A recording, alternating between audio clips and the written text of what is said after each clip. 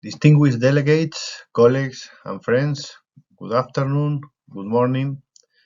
Thank you for the invitation to address you in the framework of the 4th Global Roundtable on PRTRs and the 11th meeting of the Working Group of the Parties of the Protocol on PRTRs. I'm very glad to be with you, although not in person. As you know, ECLAC is the Secretariat of the Regional Agreement on Access to Information, Public Participation and Access to Justice in Environmental Matters in Latin America and the Caribbean, known as the Escazu Agreement. The Escazu Agreement was adopted the 4th of March in 2018 and in force since the 22nd of April of 2021. We have already 3 COPs. And the Escazu Agreement is one of the latest treaties to incorporate PRTR provisions and the first in Latin America and the Caribbean. Today we have 17 parties, which are growing. The latest in ratify was Colombia, just before the COP16 of the Convention of Biodiversity. I will not enter in the details of the agreement, explaining all the provisions, but we have provisions related to PRTR, which are included in the access to environmental information pillar, which are in Article 6 in particular. And the Article 6.4 states, each party shall take steps to establish a pollutant release and transfer register covering air, water, soil, and subsoil pollutants, as well as materials and waste in their jurisdiction.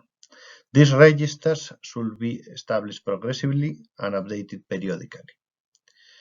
At ECLAC, we are very convinced that PRTRs provide substantial environmental benefits, as they are the only or one of the most important tools for the dissemination of environmental information for the governments and the public, but particularly from and for the private sector. Quality and reliable information is always needed to design effective environmental and economic policies. And indeed, PRTRs offers a comprehensive data set of pollutants that contributes to improving environmental policies and also helps to align the economic incentives for sustainable development. And by the way, obviously also to report to all the environmental multilateral agreements. In Latin America and the Caribbean, only 2 countries, unfortunately, in the region currently have fully fledged, regularly reporting PRTRs, Chile and Mexico. Probably representatives of both parties will be with you there. However, several other Latin American countries are in different stages of their implementation of PRTRs, and there has been a lot of initiatives in the last years to try to develop these PRTRs in some of them. Additionally, the parties of the Escazu Agreement are increasingly prioritizing the establishment of PRTRs in their national implementation plans. Those plans, although started on a voluntary basis, now are a responsibility of the parties, which was adopted in last COP3 held in last April in Santiago of Chile.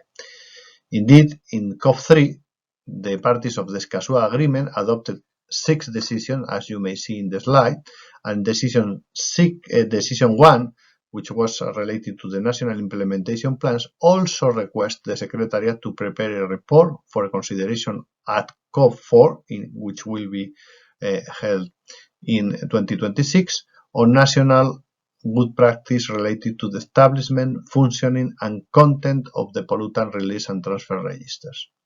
In that regard, ECLAC will highly appreciate the engagement of all relevant parties to the Aarhus Convention and PRTR Protocol and the members of the PRTR Roundtable in sharing with us practice, experience, and knowledge to further the establishment of the registers in the region.